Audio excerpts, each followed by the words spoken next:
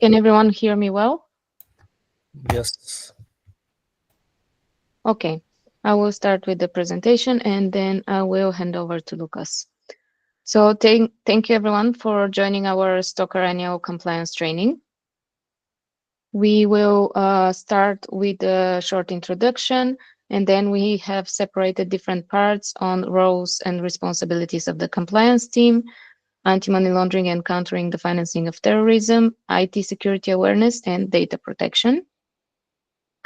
This session is designed to strengthen our understanding of our compliance culture and its critical role for STOKR and STOKR's regulatory standards.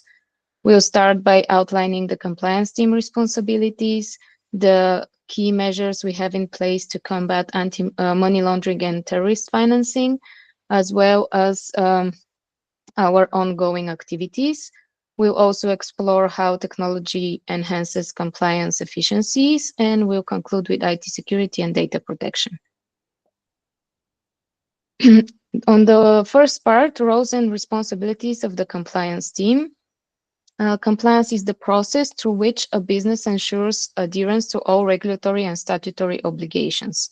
The primary objective of the compliance function are to anticipate, identify, and assess the compliance risks within the organization, and also to support the authorized management in mitigating these risks effectively.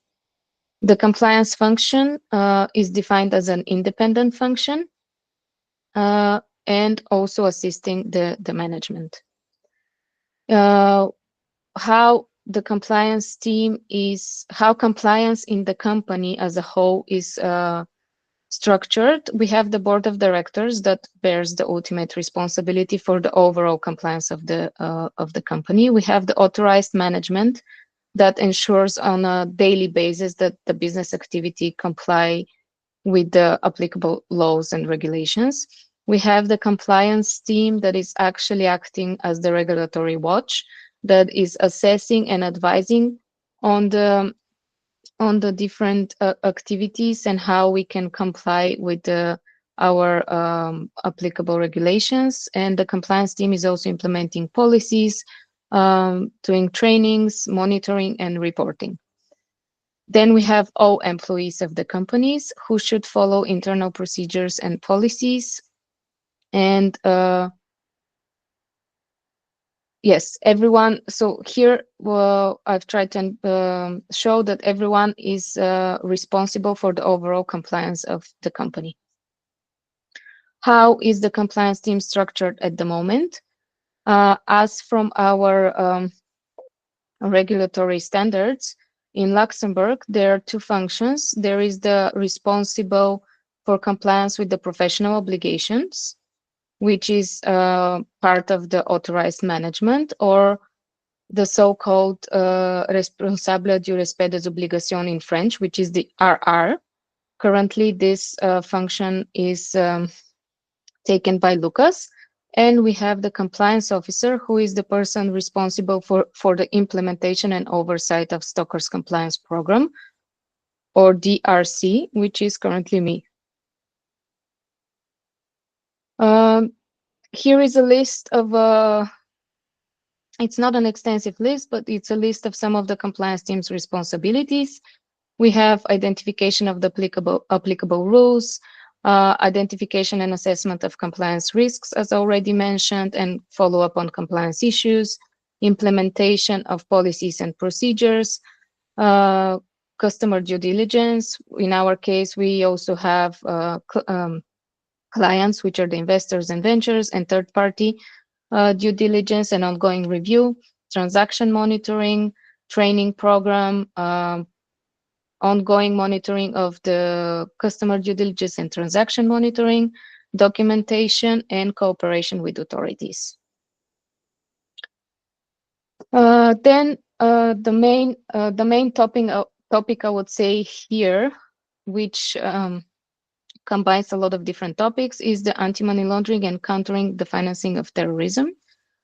We have, we at STOKR currently as a virtual asset service provider, we are regulated in Luxembourg for AML, for anti-money laundering programs. These regulatory standards come from different levels. We have the international standards that are set up by the FATF. We have the European regulations, directive, and guidelines. We have the Luxembourg law that is applicable in Luxembourg. Then we have Grand Ducal regulations in Luxembourg. And at the bottom here, at this diagram, we have also the regulations and circulars that are issued by the CSSF or the also the Financial Intelligence Unit in Luxembourg. So as we all know and already mentioned, our primary regulatory body at the moment is the CSSF in Luxembourg that is responsible for overseeing the financial sector, including AML/CFT compliance. And I have also outlined the different laws and regulations that are applicable to us. I will also share the presentation with everyone after today. So if you want to double check, you can always go into it and look. So AML CFT, what is anti-money laundering and counter-financing of terrorism?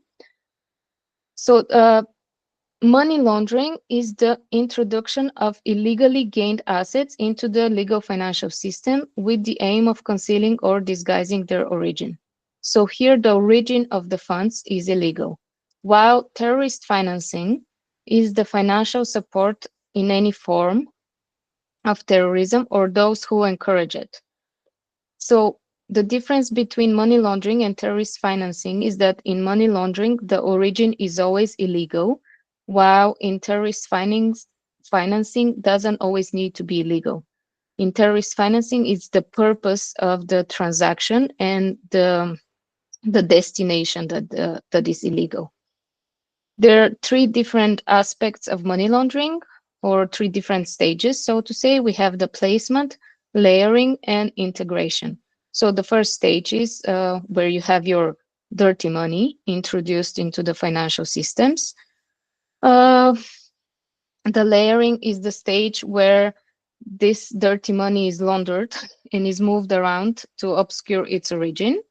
And the last part is integration, where the already laundered money is reintroduced into the legitimate economy. And for terrorist financing, as already mentioned, this involves the provision of financial resources to terrorist organization. How we can, what are the measures that we can use to combat these illegal activities?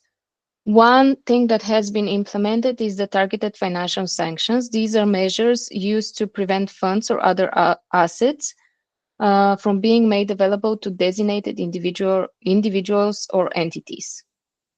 So these sanctions are crucial in combating money laundering, terrorist financing, and other financial crimes. There are different sanctions regimes that have been implemented worldwide, like the UN Security Council, the EU sanctions, US sanctions, United Kingdom sanctions. The purpose is to identify individuals or entities that pose a threat, are somehow linked to any illegal activity.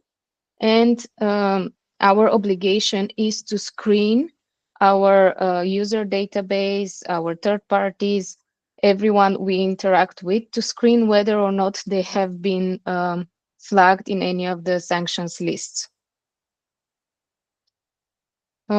This is also linked to proliferation financing. Proliferation financing refers to the financial activities that support the development, acquisition, or use of weapons of mass destructions and their delivery systems. This, as we all know, has been a big topic in the last few years. Weapons of mass destruction can include nuclear, chemical, and biological weapons. Again, the different countries and international organizations have imposed sanctions on individual and entities, and these individuals and entities are also included in all the different sanctions lists. What we can do to mitigate the proliferation financing risk. As I mentioned again, adequate sanction screening. We need to make sure that everyone is screened against those sanctions lists so we can identify if there is any link to any activity. Enhanced due diligence, especially on investors or entities coming from high-risk countries or sectors. Transaction monitoring to detect if there is any unusual or suspicious activity. Reporting suspicious activities if we detect any. This is, I will go more into detail later. Training and awareness. Providing regular training and awareness programs for employees to recognize and respond to proliferation financing risks. And collaboration, engaging in ongoing collaboration between public and private sectors, and of course our ongoing obligation to report to the Luxembourg authorities. So what is money laundering actually? So money laundering can, there are different activities that can lead to money laundering. These are called predicate offenses for money laundering. In Luxembourg, we have a list of predicate offenses that is set forth in the criminal code that is covering different serious crimes which can result in money laundering.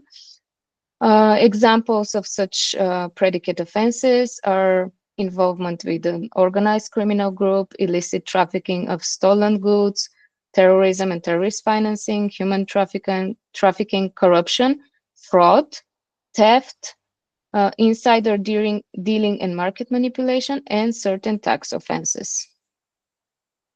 Here, I think what is important to us, also, I have looked at the tax crime and predicate tax offenses. These are criminal tax-related activities that serve as underlying crime for money laundering. So these offenses generate monetary proceeds that are then laundered. We have different tax offenses. We have the simple tax fraud or fiscal fraud, which itself, it's not a predicate offense, as it's not punishable within the criminal, it's not a criminal offense, it's still an administrative fine, and the amount of the fraud is not considered as significant. And then we have the aggravated tax fraud and the tax evasion. These two are the predicate tax offenses for money laundering. What is aggravated tax fraud? So this is when the amount of the fraud is significant.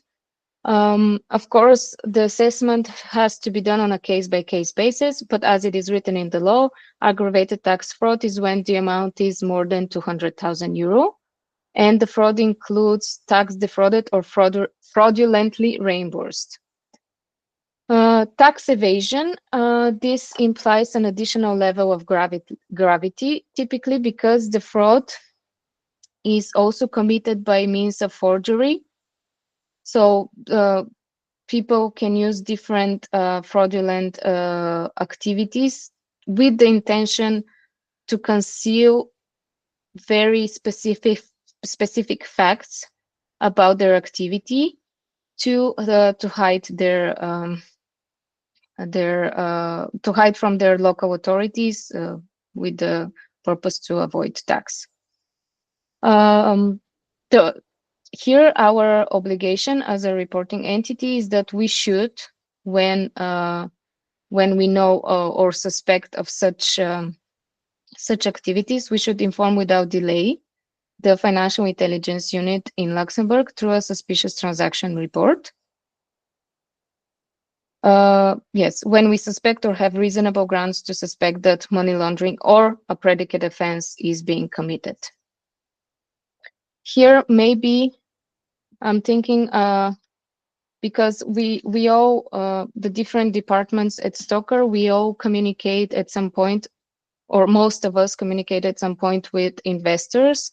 So here it is important that if we get to know a certain information, so the first point is if you ever suspect or something is not really making sense to you, or you feel that there is something odd about a specific business relationship we have with an investor or a third party, it's always to inform the compliance team.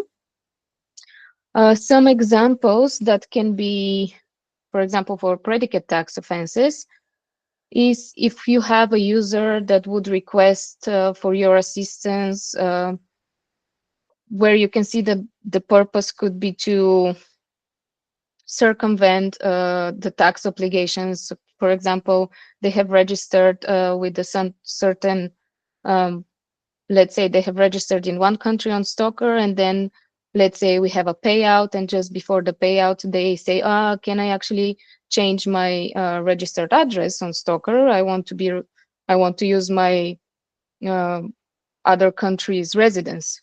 So this would be an indication, okay, maybe this user is now trying to conceal his income. Or if someone is refusing to provide some tax compliant information, uh, we have been asking for a long time for tax IT, and they're trying to, uh, you know, um, to avoid providing it, start asking question, oh, but is this really necessary? I don't want to provide that. So we should always stay vigilant of users' activity and how they communicate with us and whether they want to respond on our requests. Another predicate offense, which is fraud. I think this is also very important to us, for us to be aware of. Fraud is commonly used to describe a wide variety of dishonest behavior, such as deception, forgery, false representation on or concealment of facts. Uh, there are 5 elements of fraud I have listed here: a representation about a material fact which is false, made intentionally, knowingly, or recklessly, which is believed and acted upon by the victim to the victim damage. Fraud, how we can prevent fraud. We have passwords, segregation of functions for ICE principles, signature verification, callback procedure, proper invoice handling, email risk awareness. Here, it is important to also note that fraud can be committed both inside the organization and outside. So, yes, please always be vigilant about any fraudulent activities that can happen. What are our AML CFT obligations? So we have a diagram here. As mentioned before, we have training, which we're also doing right now, ongoing monitoring of our processes and activities, reporting obligations to the relevant authorities, record keeping. We should always, as an AML regulated company, our record obligations are to keep our records for at least 5 years. Always stay vigilant for red flags, adequate customer due diligence, adequate compliance team organization, and business risk assessment. I will go quickly through the different points. So customer due diligence, as you all know, we have to identify and verify any customer that we have, but this also includes third parties. So by customer, I mean investor entities or investors, as well as our ventures. We have to identify all the individuals, the companies, and all the representatives of the companies, including the beneficial owners. We also need to apply enhanced due diligence for customers that are considered high risk.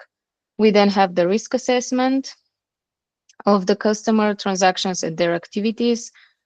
We have assigned first a risk scoring according to the customer due diligence, but this can also be changed during the time with our ongoing risk assessment and our ongoing monitoring.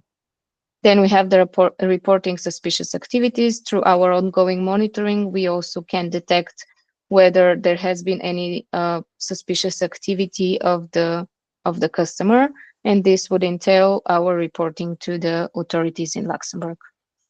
We also have established our AML CFT policies and procedures, where we also outline the measures we take to prevent money laundering and terrorist financing. As mentioned, record keeping. We are obliged to keep our records for minimum of 5 years, meaning that if we have a business relationship with a user that has been terminated, we have to keep our records for at least 5 years after the termination of the business relationship. And One note here, Milena, just so that everybody understands what business relationship means. So the business relationship with the investor or an investor entity on our platform starts as soon as we accept their KYC. So that's when you are ready to, you can invest, and that's when what we consider the business relationship starting. In a technical term, this would be the KYC status is either accepted or escalated, just as a note here. yes, yes, exactly. We have discussed this with the compliance within the compliance team and also with the management, because as you know, we have a lot of users signing up. However, we have considered that we only start to have an active business relationship when these users are ready to invest. And this is also better for our internal organization, because when you have an active business relationship, you're obliged to do all these things as sanction screening, ongoing monitoring, and all of these obligations you have to comply for active business relationships. Customer due diligence, I will quickly go through it. We identify the customers, verify their identities, and then we start the name screening, the risk assessment, enhanced due diligence, and ongoing monitoring. I think I have already gone through this. Risk assessment. So there are different steps of risk assessment. First is the risk identification. You have different risk categories like customer, geographical, product, service, and transaction risk. So the customer is from the customer profile, from their name screening. The geographical is from the risks, from the country risks that come from a customer nationality or residence. Transaction risk is from the volume and frequency of the transactions, and also can be by the transaction type in terms of currency used and payment method. Then we evaluate the risks and the likelihood of an impact of the identified risks, whether there is any risk coming from this investor, for example. And we implement appropriate measures, which can be, if we have a customer from a higher risk country, we would apply enhanced due diligence. If we have a customer investing with, let's say, liquid Bitcoin, which for the moment, as we know, for these transactions, there is no blockchain analytics, we would apply enhanced due diligence because we want to make sure that we have made more steps to mitigate any risks that might come from such a transaction. And then at the end, we continue to monitoring throughout the business relationship and review the relationship with the investor. I already went a little bit in the ongoing monitoring. So what the ongoing monitoring entails, we have first for transaction monitoring, we would have ongoing monitoring to identify any suspicious patterns in the customer's transaction activity. We have the customer profile ongoing monitoring, regular update on their profiles to see whether some information needs to be updated, whether the information is still correct, whether it requires some action on our side, for example, to request an updated ID card or passport because it has expired. For Of course, this is also based on the classifications of the risk score of the investor. For high risk investors, the ongoing monitoring will be more regular than for low risk investors.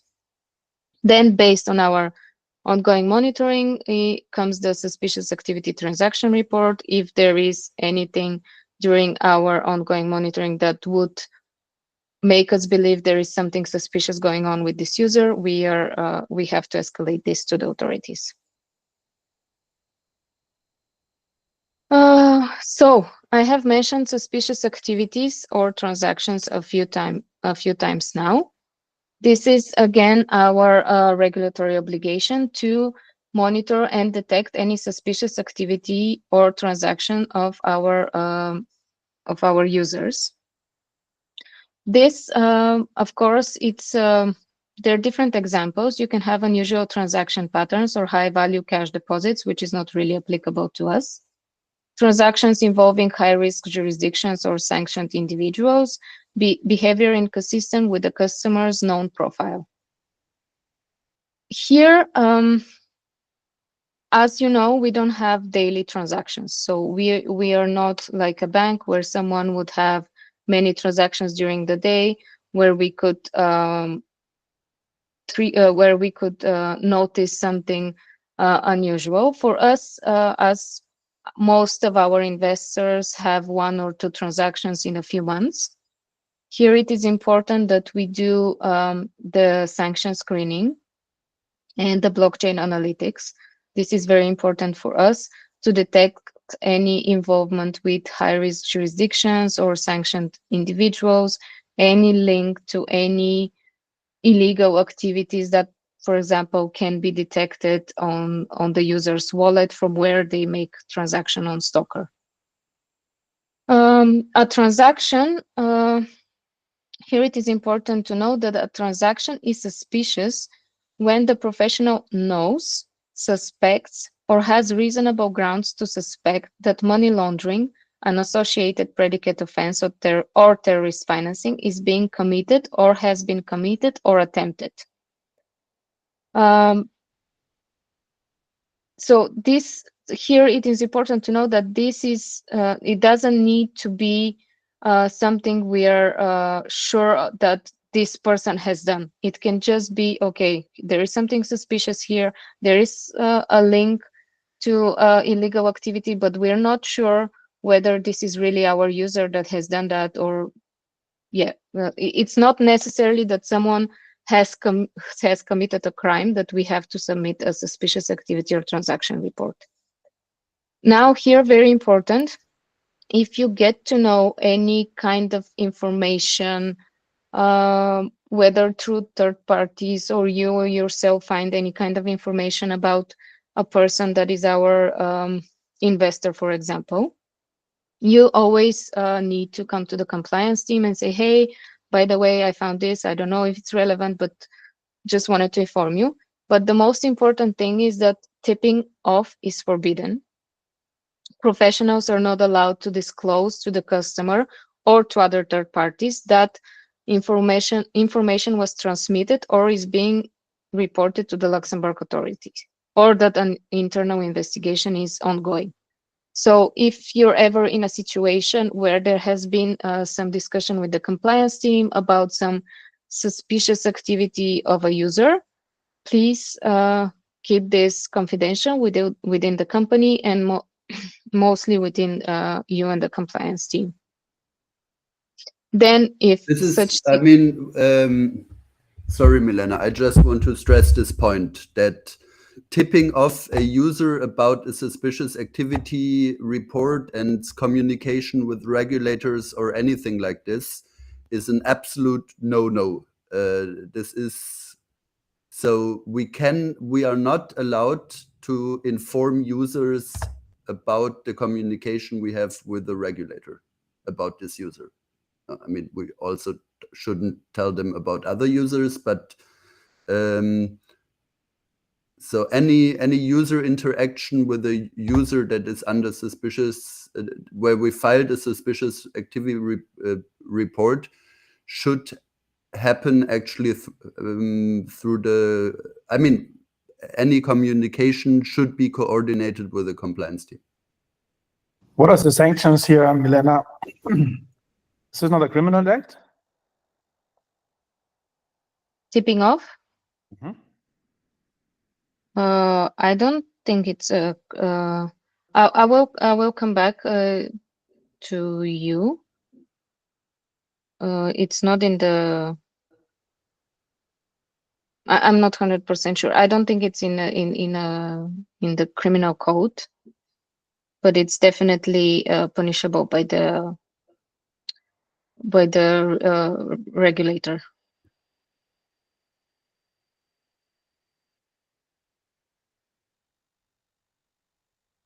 I will add here in the presentation what is the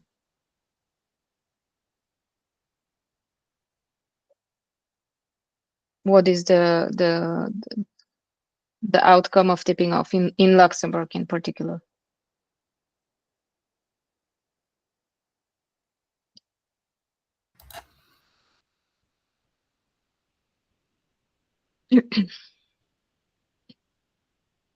Okay, next section is on record keeping. Yes, as mentioned, the different customer identification, transaction, suspicious activity, everything should be recorded in a secure storage that is that could be easily accessible for inspection by regulatory authorities and by us, of course. Training and awareness. So we need to have AML training programs as the one we have in place. We have this annual compliance training that we have implemented. There should be also continuous learning and adaptation. So we encourage everyone to, of course, we will also share any if there has been any change in our regulatory status, of if there are any news about the company. And we encourage also feedback for the training in particular, like for today or in general. We encourage everyone, if you have any questions with regards to our regulatory obligations or compliance in general, please do not hesitate to contact the compliance team. I will quickly hand over now to Lucas for the IT security awareness part of our presentation. Can we keep the slides on your side? Yes. Okay. So, I mean, you all probably heard this multiple times, but it's just just to fresh up all the yeah, it's like hygiene. You can't hear this often enough. And I mean, sometimes, yeah, please just take this as a reminder. So we want to have a secure IT security infrastructure, and you all are a critical part of this IT security structure. And because, I mean, lots of cyber attacks start with employees, and also yeah, this is one of the easier ways into a company is if somebody, you have access to our data, so if you give access to somebody else or somebody tricks you into giving them access to our infrastructure, then that's what we want to prevent. What are the common ways for people to trick you into giving them access? We're talking, first of all, phishing attacks. I mean, everybody knows how email phishing attacks can go through email. There's these suspicious emails. I think it's just good to be aware of phishing emails. So don't click on emails you don't know or expect or are looking suspicious. Malware is another door in. malware can mostly be prevented by, I mean, not going to shady places on the internet that where you install software, and getting your software from trusted sources. I mean, for the Windows users and the Apple users, I think there are processes in place. If the system warns you about untrusted software you want to try to install. But please be aware of the, please make sure not to install unknown or suspicious software. The third one is social engineering. Social engineering can have multiple forms, and social engineering refers to the basically the idea is of hacking the user, hacking the brain by inventing some story and manipulating the user into giving access. So you probably heard of the CEO fraud, where companies were connecting with a accountant in a scammers were connecting on Facebook with an accounting officer in a company pretending to be the CEO. And then on some Saturday evening, they got a Facebook message saying, please transfer this amount to this and that address. I need this done. And yeah, this was the scammer getting some money. I mean, it sounds stupid that something like this would work, but it does. And the scammers are getting inventive and tricky. So,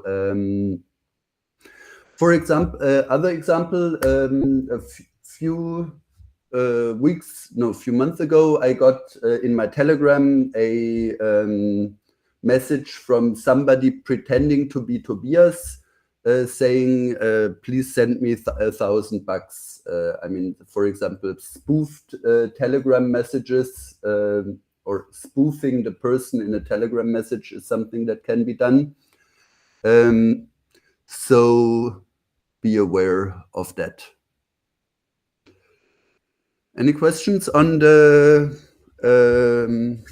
on this part? Or any comments, or did you experience something similar you want to warn others about? I might want to add, like, if you do have like someone requests you for a password change or something, like this kind of phishing email, even if it's a genuine one, always use like two-channel principle. Like for you or Lucas or for me, like somebody asks for, okay, I need to reset the password for this account. Then you communicate in one channel, like in Slack or something, and then ask them to make the request through email. So it's a two-channel principle. This way, even if, like, say, one of your communication channels is compromised, so like maybe your Slack is someone got into your Slack and is messaging us, to verify that we have to communicate through two channels, so that you can be sure that the request coming in is actually genuine, especially if it's like a security. Basically a two-factor authentication of communication channels for. Yeah. I mean, Arnab and I do this, for example, when we transfer huge amounts of cryptocurrencies that we communicate through different channels. This is a very good principle, yeah. All right, then let's go to the one evergreen in cybersecurity: passwords. So,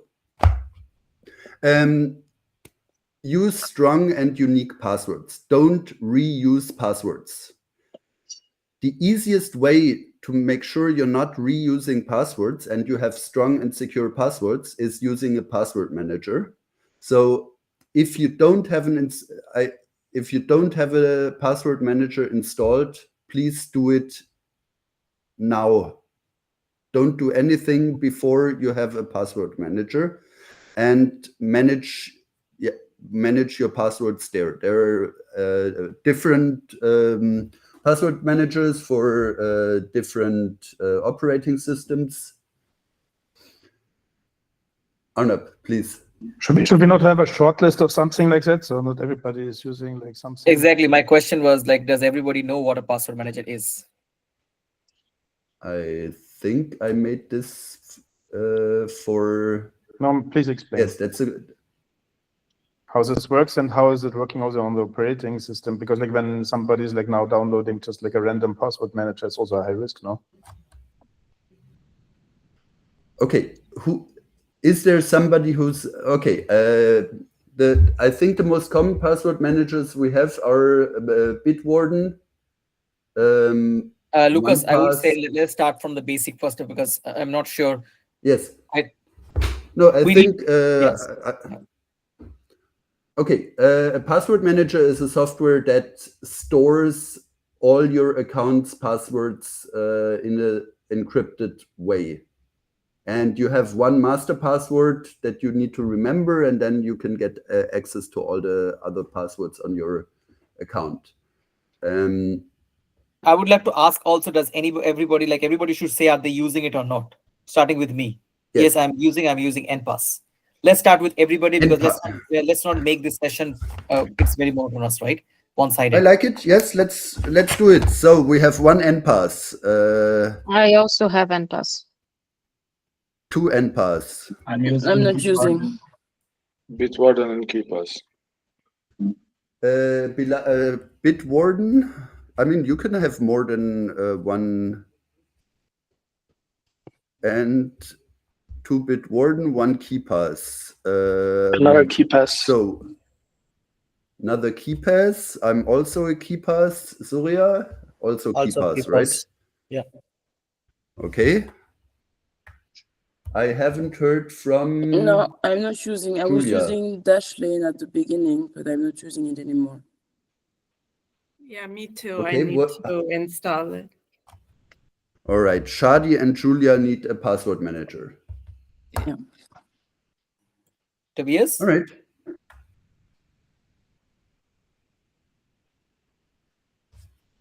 I did not hear from Tobias. I use Apple. What? The key. What's it called? The key wallet? No. Yes, they have something. Yeah. Keychain. Yeah, Apple has something. Yeah. Is it fine if you use that one? Yes. Okay. Shadi, do you need some help to set it up? Yeah, I mean, I'll look into it today and then I can ask for help if needed. Shadi, but you're not on Apple, right? No, I'm not. You're on Windows. Windows. Okay. I think, Julia, you can set it up yourself, right? Is there like a specific one which is better for each system? For example, NPass. Is NPass recommended over, for example, like the internal systems provided by Apple or something like that, Lucas? No, I would say these softwares are pretty similar. Arnab, do you have a specific experience because you deal more with it? It also depends on where you say that there are two things, right? One is which solution you're using, and second is where you're hosting the encrypted data.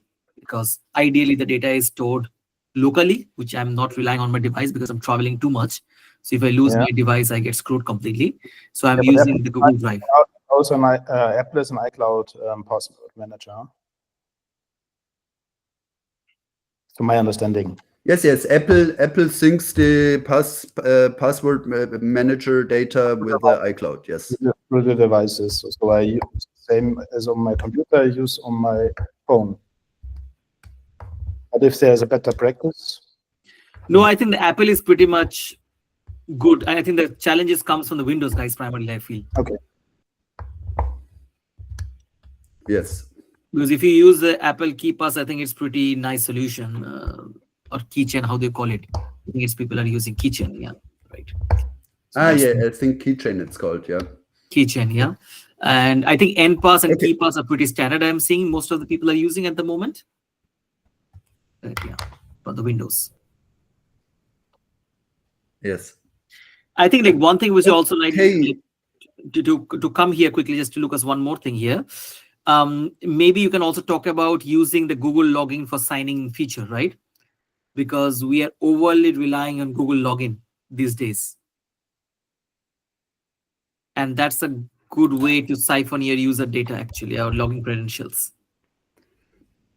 I mean, what I would say about this, I mean, Google login is working fine. I think I mean, for me, your email account is the most critical account you have. So your Google, and we already enforce 2FA on all accounts, because you just need to know that with the email account, you can reset all the other accounts by just clicking the forgot password function. So, and you get a new password into your email account. So the email account is one of the most relevant accounts. And that's basically the same as that you would then also use for Google login. So I wouldn't say Google login is a special threat in and of itself, but just be aware that your email account is really critical. So if you have any suspicion that somebody got in your email account, that's a big red flag.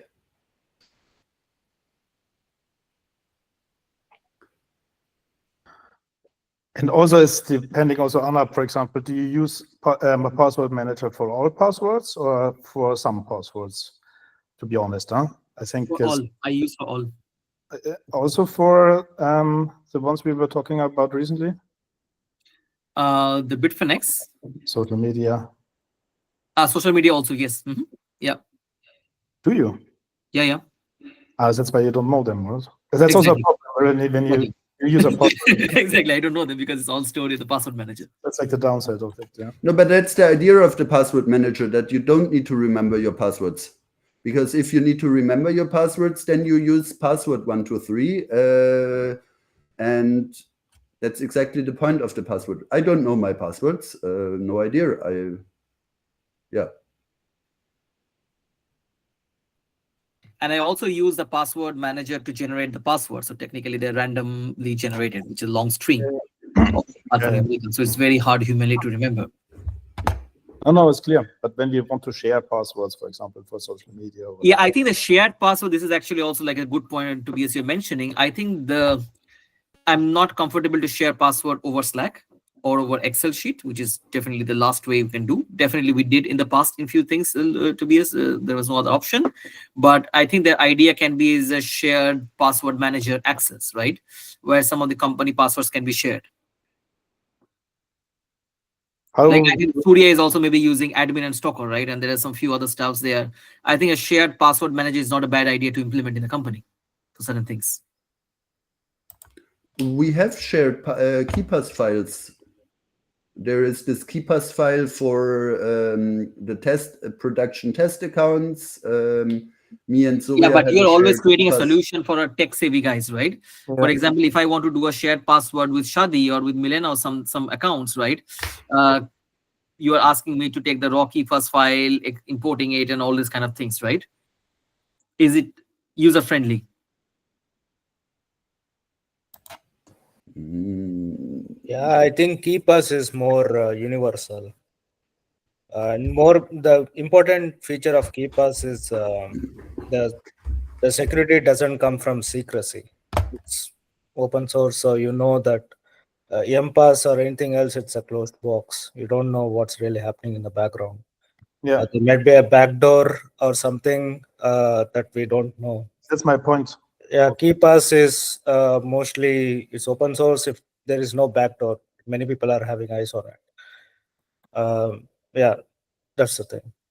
Yeah, so for example, Bitwarden is also open source, and I mean, I see they have a business like team plan as well.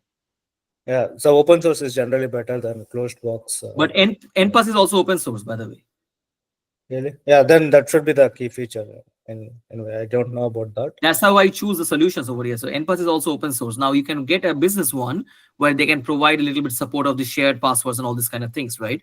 Because you can create a business model out of open source also. Linux Yeah. foundation. So it's Open source doesn't mean free. Yeah, sure. Okay, but then maybe we need a paid plan of NPass. Would be. NPass is working on all devices? On Yes. all- on all- NPass is it's supported by browser and Okay. I have it also on my Mac and my iPhone.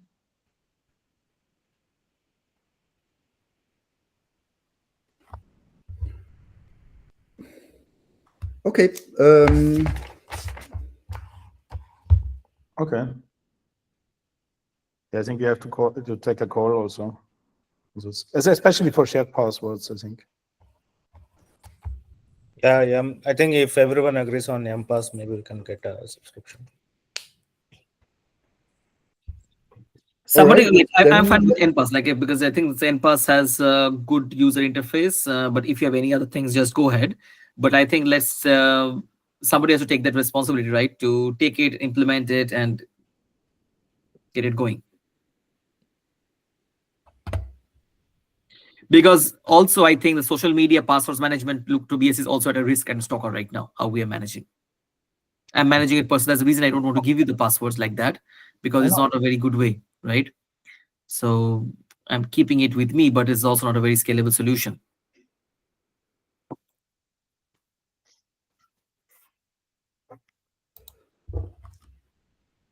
Okay, then we'll look into the shared password manager.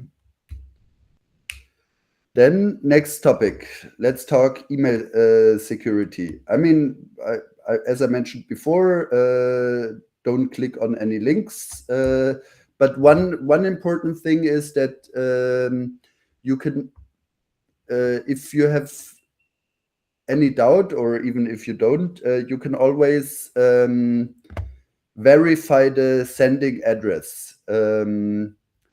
Because in the newer email clients, it doesn't really show the sending address.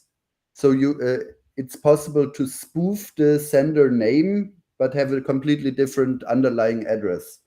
So it's often a good idea to check the underlying address.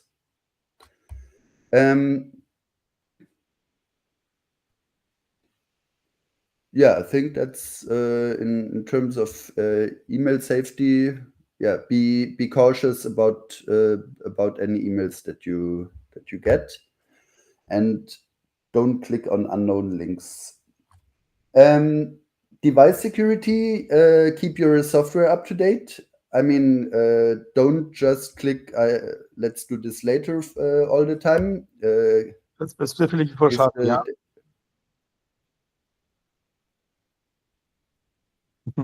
Sorry. Why? No, this is for everybody. Oh, no, because I'm just making fun. Chat is not updated. Yeah. So there's a what I'm saying is there's a reason for the updates, and there are security updates, and these security updates fix vulnerabilities in the software and attacks. There are a lot of attacks out there that target these vulnerabilities. So updating your software is critical, because a lot of cyber attacks happen because of software that is not updated. So if there is a known vulnerability that can be exploited, people are searching for systems. There are ways for hackers to search for systems that are vulnerable to this exploit. So we want to make sure that all our systems are not.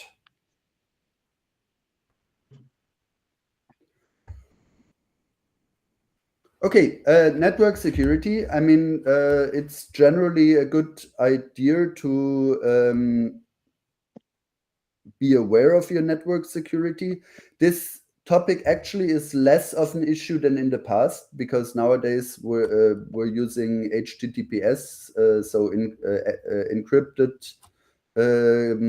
channels for everything.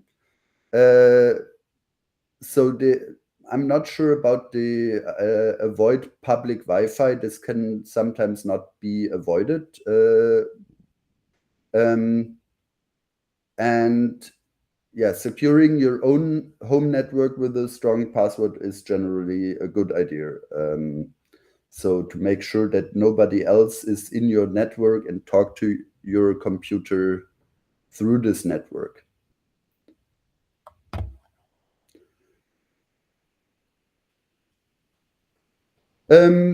Now, a few more general points. If you have any suspicion or any doubt, please ask. So if you have any question, is this email legit, or is there I have this weird behavior? Is there somebody in my system? Is there something wrong? You can ask me or Surya about it. And if you have any incidents, please report them to us.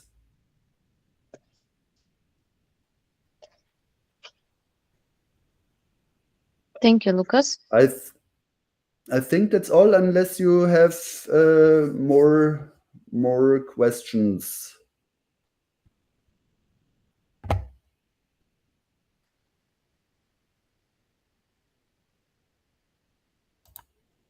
Back to you, Milena. Okay, yes. Next part, the last part of our presentation is data protection. This is also closely linked to the IT security part. As you know, in the European Union, there is the General Data Protection Regulation, the GDPR, the famous GDPR. We, in the European Union, everyone is directly responsible to comply with the GDPR. STOKR is acting once as a controller of personal data for the investors onboarded on STOKR, and also as a processor for the ventures engaging STOKR. So it is very important that we make sure that the personal data of our users, all of our users, is secured and protected, and that we treat this personal data with caution and according to the GDPR principle. Here, it is important to note that any breach of security leading to accidental or unlawful destruction, loss, alteration, or unauthorized disclosure or access to personal data should be disclosed to the National Authority for Data Protection in Luxembourg within 72 hours. Again, if you detect anything or suspect anything, you can contact Lucas, Surya, and the compliance team. As a conclusion and next steps, as mentioned, stay vigilant. We have our ongoing responsibility to comply with AML CFT regulations. We aim to be all of us to stay compliant, and for everyone to be responsible in how we treat personal data, how we apply our own compliance in what we do on an everyday basis. And yes, if you have any questions, you can ask now. Of course, you can always send an email to compliance@STOKR, Lucas or Milena. We can also respond to you via email or Slack, whatever you need. And thank you.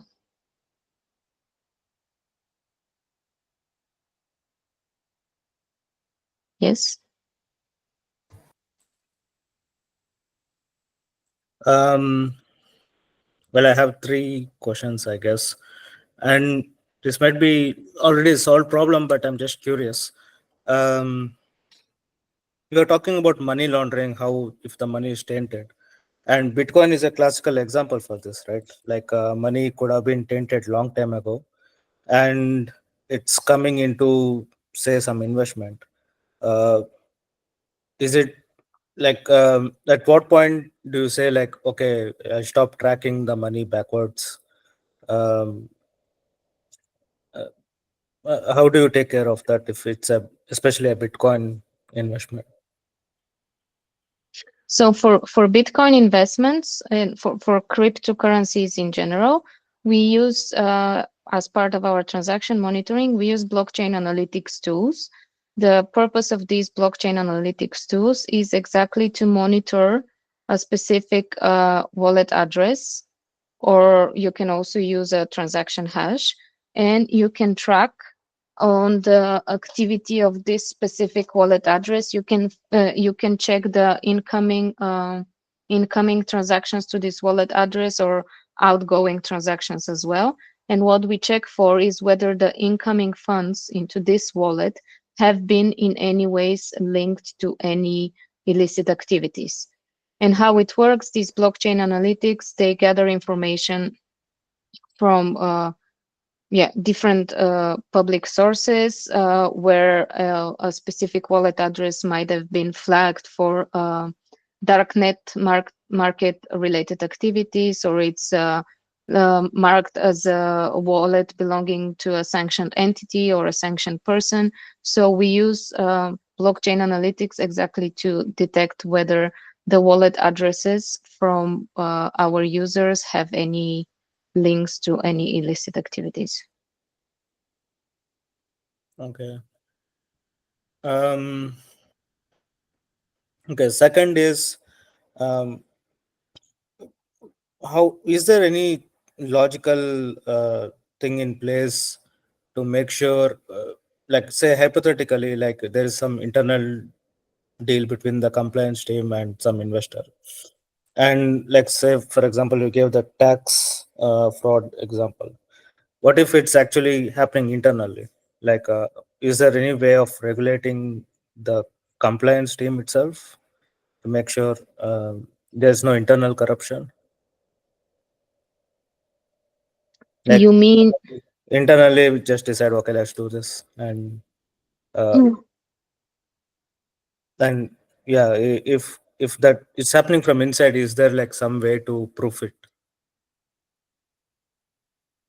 sorry, if I understand correctly, you say if it's what do you mean by we say okay, let's do it? You mean to Like say you are like if the call is coming from inside, like you decide let's do this thing, collude this, and is there any way to check the compliance team itself?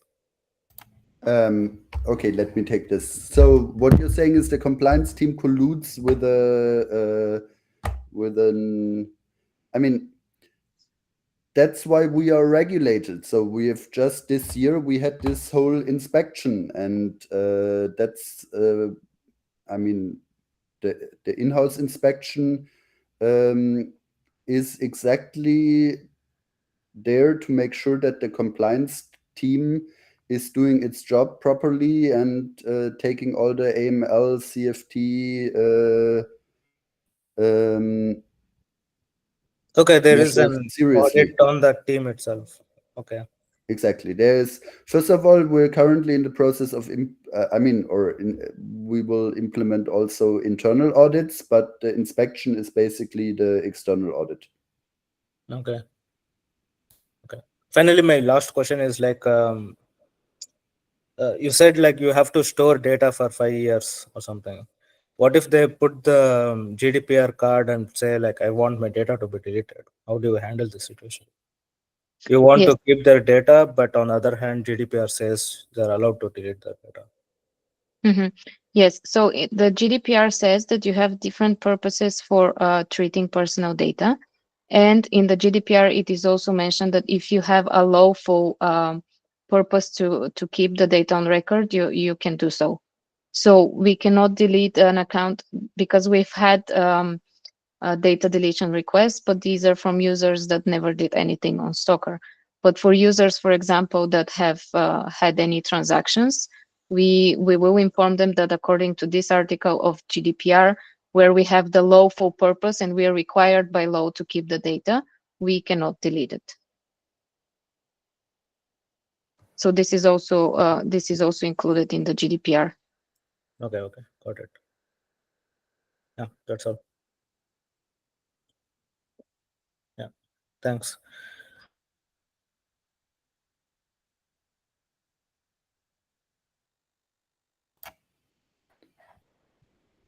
All right, more questions or? I would have a question more on this cybersecurity topic.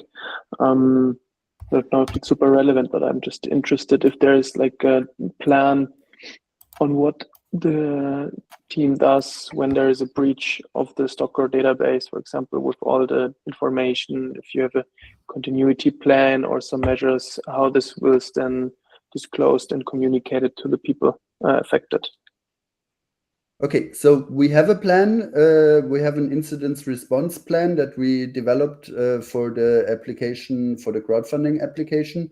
But this is a rough plan. Not all the scenarios are covered here. For the Mika applications, we would need to provide a much more detailed plan in terms of incidents response.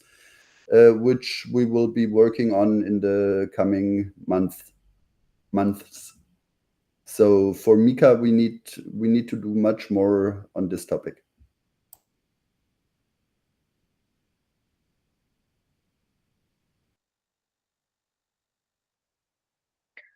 Yes, DORA compliance coming in force.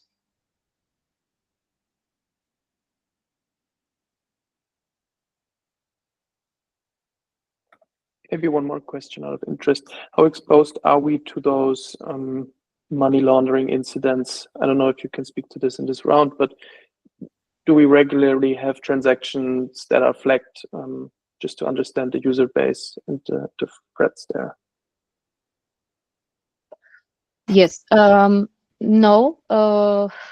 I think I am confident to say that we have pretty strong measures, and our AML CFT policy in general, as you know, also with the country list, we very much limit from the beginning any exposure where you start, for example, from the high-risk countries. We already limit our exposure there.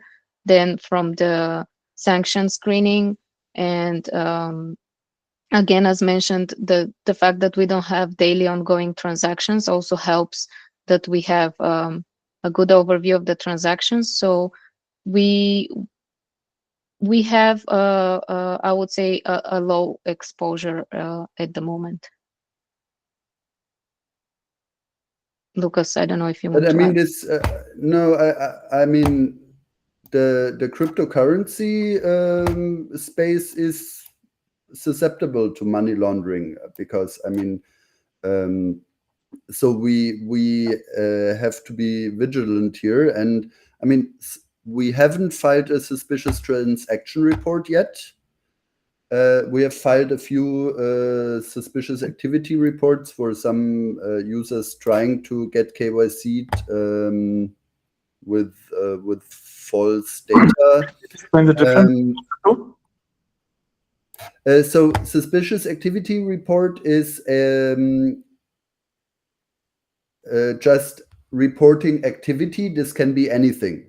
Activity can, somebody forging a passport is a suspicious activity, or I mean, that can be anything. Suspicious transaction report is on a specific flow of funds. So for the you say this user invested here and there is something wrong with the money. So a suspicious transaction report would be, for example, if a user if a user makes an investment and then we find out that there is some sanctions or some, or for example, if the blockchain analysis shows us that the BTC have connection to dark market activity, that we would need to file a suspicious transaction report for this specific transaction. Yes, and also the FIU also now have, so the Financial Intelligence Unit in Luxembourg, who is the authority to which we would report any suspicious activity or transaction. They also now have the option to report them, to do one report that would include both the activity and the transaction, because you can have a case where you have the suspicious activity of the user, but this can be also linked to the transaction of the user. Let's say if you receive any negative media about the user, and this user also does a transaction, for example, the negative media alert is saying that the user has been previously convicted of tax evasion or something like this, and then you see that they also do a transaction, then you would have to also report the transaction.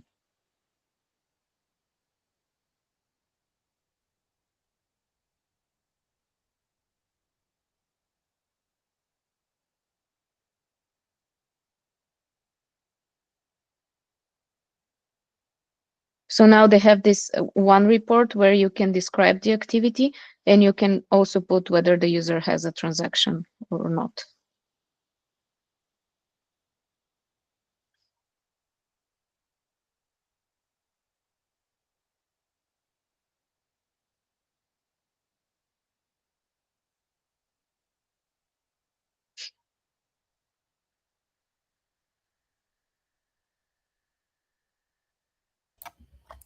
Okay.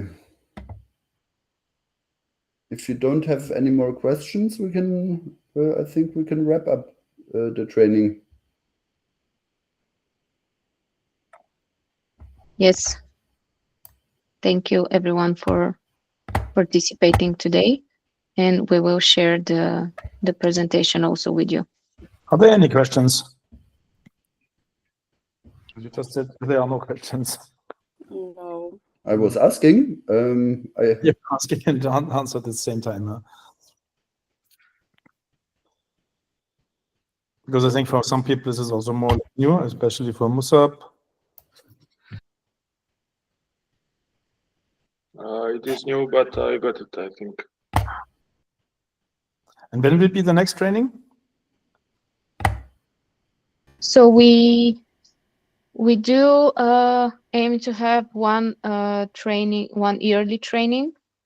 I'm thinking to also, if we have a new hires in the next months, we can also have we can always share the presentation, and depending maybe we can have sessions just with the new hires in the next few months if there are any new people, and then in general one yearly compliance training for the whole company.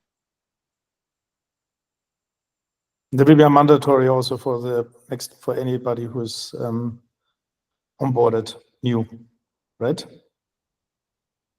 Yes. Yes. Okay.